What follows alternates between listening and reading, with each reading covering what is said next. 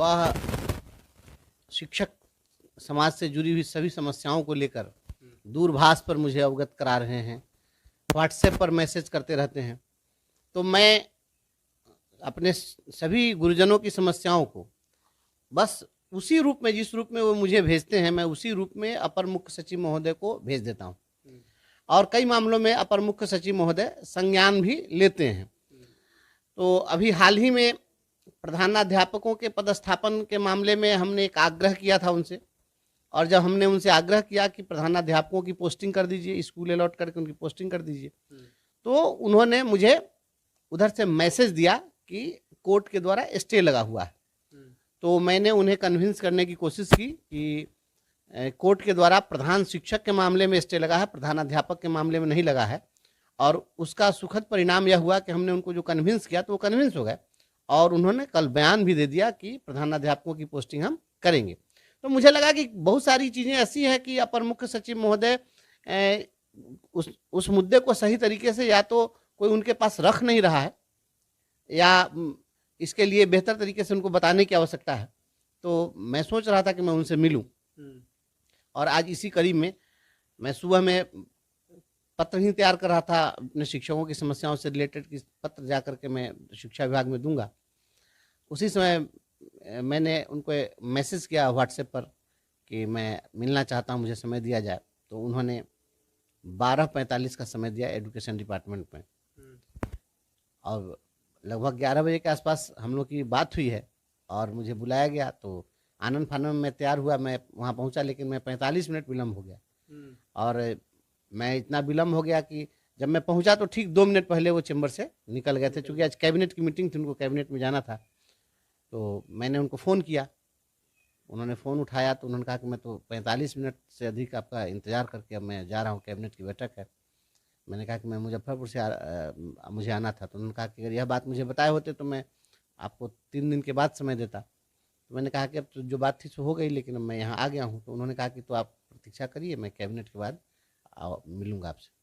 और मैं अपर मुख्य सचिव आदरणीय एस सिद्धार्थ साहब को मैं बहुत बहुत इसके लिए आभार व्यक्त करता हूँ कि कैबिनेट के बाद वह केवल मुझसे मिलने के लिए वो आए अपने कार्यालय में, क्योंकि उनके पहुंचने से ठीक पहले उनके निजी सचिव ने फ़ोन किया था कि सर आ रहे हैं, आप आ जाइए। अब मैं गया तो उसके 2 मिनट के बाद वो आए हैं और हमसे मिल करके और फिर साथ साथ ही निकल गए। मतलब कि क्या बातचीत हुई है शिक्षकों को लेकर? शिक्षकों के मुद्दे पर जो बात हुई है, मैं यह बताना चाहता हूँ अपने सभी गुरुजन साथियों को। मैं शिक्षकों के मुद्दे पर तो जो भी बात थी, लिखित बात थी, मैं उस पर भी आऊँगा।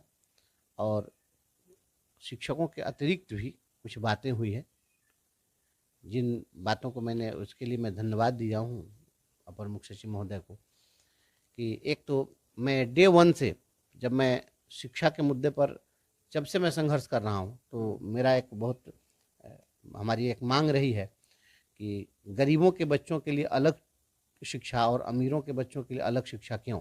तो इसके लिए हमने कहा था कि कम से कम किताब तो एक कर दीजिए। तो मैंने उनको धन्यवाद दिया कि आप 6 to 8 के बच्चों के लिए एनसीईआरटी की किताब आपने लागू कर दी। अब गरीबों के बच्चे भी वही किताब पढ़ेंगे जो अमीरों के बच्चे पढ़ेंगे। निश्चित रूप से यह एक बहुत बड़ी युगांतकारी घटना है बिहार के लिए। इसको और लोग नोटिस नहीं ले रहे हैं, क्योंकि शिक्षा पर तो सभी लोगों को मतलब रहता नहीं है, लेकिन एस सिद्धार्थ साहब ने इस बात को साइलेंटली कर दिया। यह बहुत बड़ी बात थी। तो मैंने उनसे इसके लिए धन्यवाद भी दिया, और मैंने उनसे आग्रह भी किया है कि जिस प्रकार से आपने 6 to 8 के लिए किया है, इसको +2 तक के लिए आप कर दीजिए, आप अपने कार्यकाल में। उन्होंने हामी भी भरी है। मैं उम्मीद करता हूँ कि एक बहुत बड़ी बात होगी।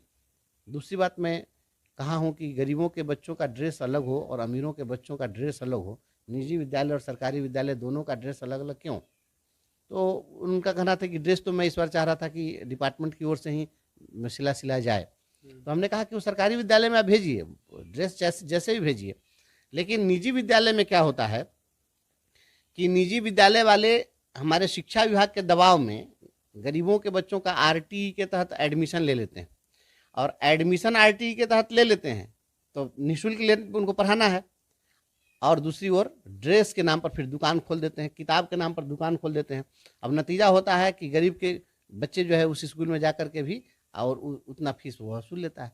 तो ये निजी विद्यालय कपड़े की दुकान नहीं बने। तो हमने इसके लिए कहा कि आप प्राइवेट स्कूल हो या सरकारी स्कूल हो, सभी का ड्रेस एक होना चाहिए। इस पर निश्चित रूप से प्रयास किया जाए, एक आग्रह हमने किया। ये बच्चों के लिए हमारी ये मांग रही है और शिक्षा सुधार के लिए। अब हम आते हैं अपने गुरुजन साथियों की समस्याओं पर।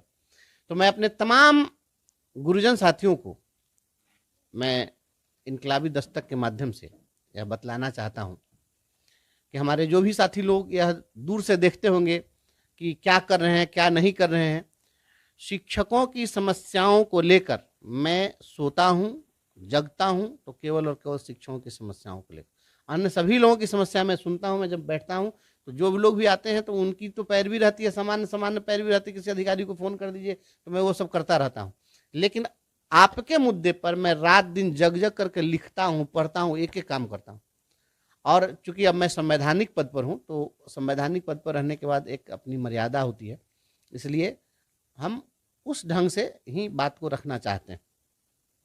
हमने जो बात रखी है वहाँ पर जितने भी हमारे नियोजित शिक्षक साथी हैं जो विशिष्ट शिक्षक की परीक्षा नहीं दिए, मैंने उनकी बात से शुरुआत की और हमने कहा है एस सिद्धार्थ साहब को कि आप इन लोगों को प्रमोशन क्यों नहीं देना चाहते हैं। उनका कहना था कि जब हम प्रमोशन देंगे तो आप अगला ग्रेड पे मांगेंगे। तो हमने कहा कि अगला ग्रेड पे आपसे हम क्यों मांगेंगे, आप जो अगला ग्रेड पे देंगे उससे ज़्यादा वेतन हमें ऑलरेडी मिल रहा है। जब ऑलरेडी हमको मिल रहा है तो वह ग्रेड पे लेकर हम क्या करेंगे।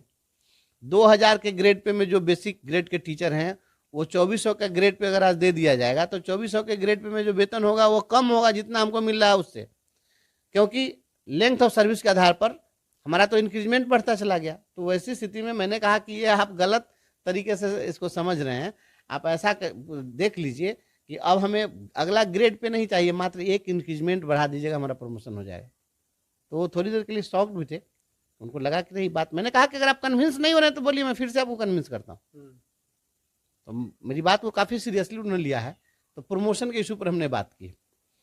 सेवा निरंतरता के मुद्दे पर हमने उनसे बात किया कि मैं विधान परिषद के सत्र में भी हमने उठाया था इस मामले को, और सेवा निरंतरता के मुद्दे पर हमने वित्त विभाग का जो सर्कुलर है वो सर्कुलर भी हमने शिक्षा मंत्री जी को दिया था।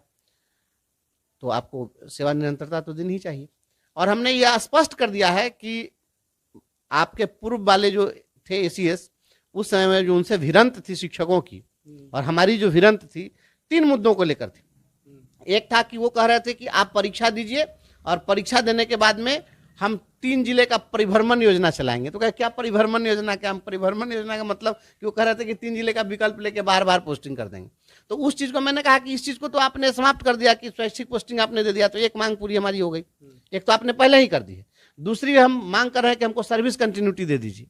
तो सर्विस कंटिन्यूटी आप कैसे न दीजिएगा, हम 2003 से काम कर रहे हैं और बताइए कि 22 साल से कोई काम करेगा उसको आप कहिएगा कि नहीं अब आपकी फ्रेश सेवा काउंट होगी, तो ये नहीं चलेगा। तो सर्विस कंटिन्यूटी आप दे दीजिए। और तीसरा है कि हमारा प्रोमोशनल एवेन्यू आप क्यों समाप्त करना चाहते हैं, हमको प्रमोशन क्यों नहीं देना चाहते हैं, 20 साल में तो किसी का प्रमोशन हो जाएगा। तो मैंने कहा है कि जो लोग भी आपके ये सक्षमता परीक्षा का विरोध कर रहे हैं इसी 3 कारण से कर रहे हैं। 3 में आपने एक मांग पूरी कर दी है और 2 चीज़ को लटकाए हुए हैं, दोनों चीज़ को कर दीजिए। और यदि आप ये दोनों चीज़ कर देते हैं तो किसी भी शिक्षक को आपके सक्षमता परीक्षा से ऐतराज नहीं होगा और फिर सरकार से टकराहट समाप्त हो जाएगी। अच्छा, कुल मिला के देखा जाए तो बातचीत जो है एकदम शुभ संकेत दे रहे हैं। नहीं, बहुत अच्छा, मुझे पूरा विश्वास है। आपको मैं बताता हूँ, और बहुत ढेर सारी चीज़ें हैं उस पर हमने जो बात की है। तो उसमें जो उनका जो स्टैंड था, मैंने उन्होंने एक चीज़ साफ साफ कहा है कि मैं अभी कोई कमेंट आपको नहीं दूंगा। मुस्कुराते उन्होंने कहा कि मैं कोई कमेंट नहीं दूंगा, लेकिन आप मुझे सारा पेपर दे दीजिए, मैं आपका एक एक चीज़ मैं पढ़ूंगा। और सारे पेपर को मैंने उनको हैंड ओवर कर दिया है। जो भी मौखिक बातें हुई है उसमें ट्रांसफ़र के इशूज़ पर भी कि भाई आप स्थानांतरण दीजिए, जो भी शिक्षिकाएँ हैं अपने घर से दूर दराज हैं अपने पास चली जाएँ, शिक्षा इससे प्रभावित हो रही है। अनुकंपा आश्रितों की बहाली के लिए भी हमने दिया है। और वेतन के मुद्दे पर काफ़ी गंभीरता से, क्योंकि पिछले दिनों अभी जो पत्र निकला है कि जो लोग भी अगर HRMS नहीं कर रहे हैं, शिक्षकों का वेतन नहीं मिलता, तब तक पदाधिकारियों का वेतन नहीं मिलेगा। तो हमने ही उनको दिया था, मैं उनको व्हाट्सएप पर भेजा था, कुछ शिक्षकों ने मुझे दिया था 5 महीने से वेतन नहीं मिला, कैसे जिएंगे कैसे, मैंने हूबहू फॉरवर्ड कर दिया था। और हमने कहा था कि सर 5 महीने तक वेतन नहीं मिलेगा वो शिक्षक कैसे जिएगा। तो उसके बाद उन्होंने एक कड़ा पत्र निकाला कि जब तक शिक्षकों का वेतन भुगतान नहीं होगा पदाधिकारियों का भी वेतन नहीं मिलेगा। तो इस मामले में मैंने उनसे एक आग्रह किया है कि अभी भी 20,000 से अधिक ऐसे शिक्षक हैं जिनका HRMS ऑनबोर्डिंग नहीं हुआ और पेमेंट नहीं हुआ। तो आप संबंधित जिलों से ऐसे शिक्षकों की सूची मंगा लीजिए और संबंधित शिक्षकों की सूची मंगा करके आप देख लीजिए कि इनका HRMS अभी तक क्यों नहीं हुआ, और निर्देशालय स्तर पर अगर मामला फंसा तो उसको सॉर्ट आउट करा दीजिए। और हम दोपहर में उनसे मिलने के लिए जब गए थे, निर्धारित जो समय निर्धारित उन्होंने किया था, जो उस समय हम पहुंचे तो नीचे जैसे ही हम उतरे हैं, क्योंकि वो उस समय चले गए थे कैबिनेट मीटिंग में, तो जब हम नीचे उतरे तो वहां पर गया के कुछ शिक्षक हमको मिल गए और अन्य जिलों के भी शिक्षक मिल गए, और उन लोगों ने बताया, तो मैं इस बात को बताया कि अभी आप आज ही आपसे हमारे शिक्षक लोग मिले इस मामले को लेकर, तो आपने कह दिया कि रवि जी से जाकर के मिल लीजिए, और जब वो लोग गए मिलने तो वहाँ नोटिस नहीं ली गई। तो इस बात को मैंने उनके संज्ञान में दे दिया है कि आप इस पर मंगा लीजिए, और उन्होंने इस पर हामी भरी कि मैं मंगा लेता हूं सभी जिलों से कि किनका वेतन जो है लंबित है और इसको मैं कर देता हूं। मैंने कहा कि वेतन के मुद्दे पर सर कोई समझौता नहीं किया जाए। तो एक बड़ा काम है, मुझे लगता है कि एक सप्ताह के अंदर में वेतन भुगतान से संबंधित मामले सॉर्ट आउट कर लिए जाएंगे। और आपको हमने ये भी दिया उसमें कि HRMS ऑनबोर्डिंग करके जो लोग भी जिन लोगों का भी पूर्व से HRMS ऑनबोर्डिंग हो चुका है, विद्यालय अध्यापक हैं और उनका जो है वेतन फिक्सेशन नहीं हो पाया है, उनका इंक्रीमेंट नहीं लग रहा है, तो इन चीज़ों के लिए हमने दिया कि सॉफ्टवेयर को अपडेट कर दीजिए। और प्रधान शिक्षकों के पदस्थापन के मामले में, प्रधानाध्यापक के पदस्थापन के मामले में हमने उनको कन्विंस किया था कि भाई आप ये पोस्टिंग कर दीजिए, तो उनका कहना था कि ये हाई कोर्ट में जो है हाई कोर्ट स्टे लगाया है। तो मैं उस पर गया था कि प्रधानाध्यापकों के लिए तो आपने कर दिया, प्रधान शिक्षकों की पोस्टिंग कैसे होगी? तो प्रधान शिक्षकों का मामला हाई कोर्ट में चल रहा है, तो हमने आग्रह किया उनसे कि आप इस मामले में महाधिवक्ता के माध्यम से हाई कोर्ट में प्रे करिए कि जल्द इसकी सुनवाई हो जाए, क्योंकि अगर हाई कोर्ट में मामला फंस गया तो लंबे समय तक समय निकल जाएगा, तो फिर ये शिक्षक जो है इससे हतोत्साहित होते हैं। तो आप इनकी पोस्टिंग कर दीजिए, उसके लिए जल्द कैसे सुनवाई हो जाए हाई कोर्ट में, इसके लिए हमने बजाबता एक मांग पत्र हमने वो अलग से स्पेशली मैंने इस मामले को दिया हूँ। 1 to 5 के शिक्षकों के लिए ब्रिज कोर्स जो है लंबित है वो शुरू कर दिया जाए। 2014-16, 15-17 और 16-18 के दौरान जो लोग DLED किए और उन लोगों को हाई कोर्ट ने आदेश दिया था कि इनको विरमण तिथि से इनको प्रशिक्षित का दर्जा दिया जाए, इनको प्रशिक्षित वेतनमान दिया जाए, लेकिन सरकार चली गई थी LPA में और सरकार LPA में हार गई। LPA ने, कोर्ट ने सरकार के दलील को खारिज कर दिया। तो हमने मांग किया कि आप जो है इस मामले में क्या कीजिए कि इन लोगों को आप दे दीजिए इसके लाइट में इनके विरमण तिथि से। तो इसका भी हमने बजाबता एक मांग पत्र हमने दिया है। और सक्षमता 1 और 2 में जो विषय विसंगति के कारण जिन लोगों का अभी तक योगदान नहीं हो सका है, बहुत फोन आता है हमारे साथियों का, आप निश्चिंत रहिए, हमने अवगत करा दिया प्रमुख सचिव महोदय को, लिखित रूप में हमने अवगत करा दिया है अलग से मांग पत्र देकर, और मुझे विश्वास है कि अगले सप्ताह में निश्चित रूप से जिन लोगों का अभी विषय विसंगति वाला है उनका समाधान हो जाना चाहिए, मैं ऐसा विश्वास व्यक्त करता हूं। और एक मांग हमने रखी है कि प्रधानाध्यापक की फिर से बहाली होने वाली है, फिर नया विज्ञापन निकलने वाला है, तो उसमें जो भावी नियुक्ति होने वाली है उनका जो कार्यानुभव है इसकी गणना उनके प्रशिक्षण प्राप्ति की तिथि से नहीं हो बल्कि उनकी नियुक्ति तिथि से हो, जिस प्रकार से प्रधान शिक्षकों के लिए तय किया गया था।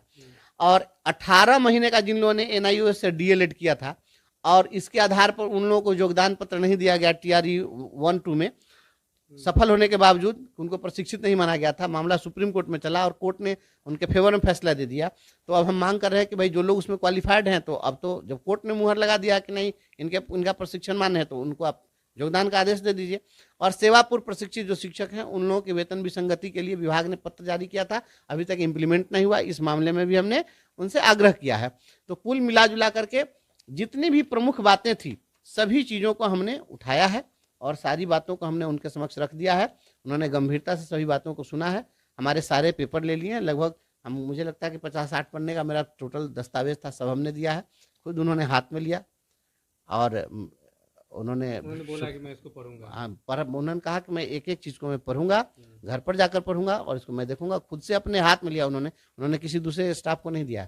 और राज्य के अपर मुख्य सचिव महोदय को मैं इसके लिए भी धन्यवाद देता हूँ कि वहाँ पर जब मैं गया तो एक पदाधिकारी बैठे हुए थे, तो मैंने उनको इसके लिए भी धन्यवाद दिया है कि मैं राज्य के स्कूलों की दुर्दशा जब दिखाना शुरू किया कि आप क्लासरूम नहीं है, बिल्डिंग डैमेज है, कहीं जगह नहीं है, बच्चे कहाँ बैठेंगे, तो ये पहली बार एक ऐसा इन्होंने प्रयास किया कि संबंधित विद्यालय के शिक्षक वह स्वयं ई शिक्षा कोष ऐप पर अपने रिक्वायरमेंट को अपलोड कर दें कि उनकी क्या क्या जरूरतें हैं, भवन चाहिए, टीचर चाहिए, जो चाहिए। तो हमने कहा कि आपने जिस प्रकार से मांगा है यह बहुत काबिले तारीफ है, लेकिन आप मांग तो लिए हैं, इसको पूरा कर दीजिए। तो वहीं पर बैठे हुए थे एमडी कहा कि इन्हीं को जिम्मा दिया गया, देखिए बैठे हुए इसी मुद्दे पर बात करने के लिए। तो मैंने कहा, उनसे भी कहा कि तो इसको आप कर दीजिए, और हमने स्पष्ट कर दिया कि 100% तो नहीं होगा, लेकिन अगर 90% भी अगर हो जाए, 80% भी अगर हो जाए, और गरीबों के बच्चों को क्लासरूम मिल जाए, शिक्षक मिल जाए, पेयजल की सुविधा मिल जाए, शौचालय मिल जाए, सारी सुविधाएं मिल जाए, तो मैं समझता हूँ कि बिहार में शिक्षा व्यवस्था में आमूलचूल परिवर्तन होगा। और अपर मुख्य सचिव महोदय ने अपने कार्यकाल में बहुत सारी चीज करने का भरोसा दिलाया है, कहा है उन्होंने। बहुत सारी बातें बिना कहे हुए भी कह दी जाती हैं।